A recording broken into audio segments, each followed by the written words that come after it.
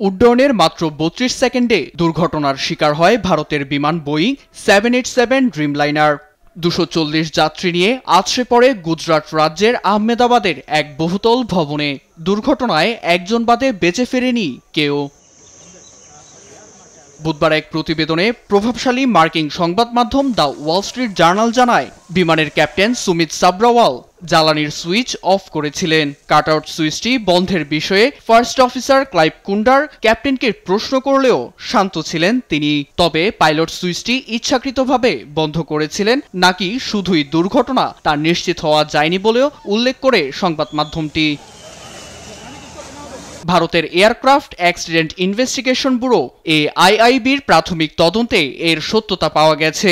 প্রতিবেদনে স্পষ্ট বলা হয়েছে, উড্ডয়নের পরপরই দুটি সুইচ বন্ধ হয়ে যায়। তবে ১৫,৬৩৮ ঘন্টার ফ্লাইট অভিজ্ঞতা সম্পন্ন ক্যাপ্টেন সুমিত সাবরাওয়াল ইচ্ছাকৃতভাবে কাজটি করেছেন কিনা তা নিশ্চিত হতে সময় প্রয়োজন বলে জানায় তদন্তকারী সংস্থাটি।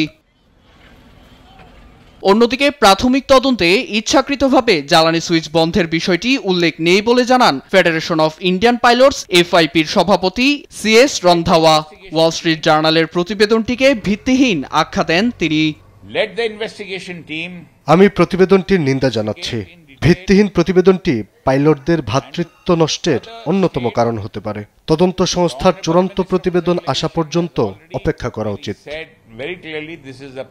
প্রাথমিক পর্যায়ের তদন্তের ভিত্তিতে সিদ্ধান্তে পৌঁছানো উচিত নয় বলে মনে করেন ভারতের বেসামরিক বিমান পরিবহন মন্ত্রী কিঞ্জারাপু রামমোহন নাইডু।